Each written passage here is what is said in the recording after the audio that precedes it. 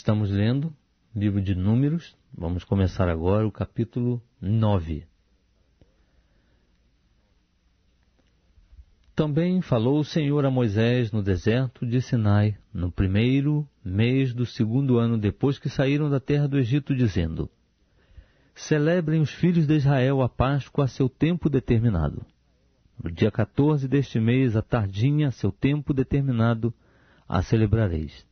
Segundo todos os seus estatutos e segundo todas as suas ordenanças, a celebrareis. Disse, pois, Moisés aos filhos de Israel que celebrassem a Páscoa.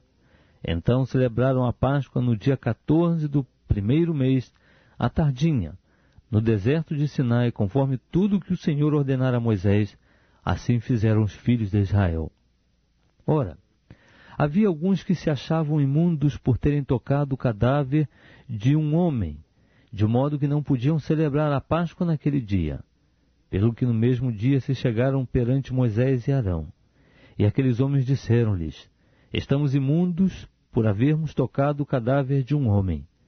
Por que seríamos privados de oferecer a oferta do Senhor a seu tempo determinado no meio dos filhos de Israel? Respondeu-lhes Moisés: Esperai para que eu ouça o que o Senhor há de ordenar acerca de vós. Então disse o Senhor a Moisés: Fala aos filhos de Israel, dizendo: Se alguém dentre vós ou dentre os vossos descendentes estiver imundo por ter tocado um cadáver, ou achar-se longe em viagem, contudo, ainda celebrará a Páscoa ao Senhor. No segundo mês, no dia 14 à tardinha, a celebrarão. Comilão com pães ázimos e ervas amargas. Dela não deixarão nada até pela manhã, nem quebrarão dela osso algum, segundo todo o estatuto da Páscoa a celebrarão. Mas o homem que estando limpo e não se achando em viagem, deixar de celebrar a Páscoa, essa alma será extirpada do seu povo, porquanto não ofereceu a oferta do Senhor a seu tempo determinado. Tal homem levará o seu pecado.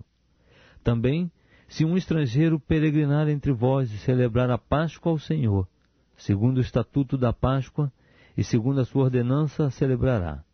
Haverá um só estatuto, quer para o estrangeiro, quer para o natural da terra. No dia em que foi levantado o tabernáculo, a nuvem cobriu o tabernáculo, isto é, a própria tenda do testemunho, e desde a tarde até pela manhã havia sobre o tabernáculo uma aparência de fogo. Assim acontecia de contínuo, a nuvem cobria e de noite havia aparência de fogo. Mas sempre que a nuvem se alçava de sobre a tenda, os filhos de Israel partiam. E no lugar em que a nuvem parava, ali os filhos de Israel se acampavam. À ordem do Senhor os filhos de Israel partiam, e à ordem do Senhor se acampavam.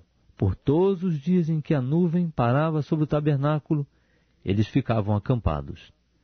E quando a nuvem se detinha sobre o tabernáculo muitos dias, os filhos de Israel cumpriam o mandado do Senhor e não partiam.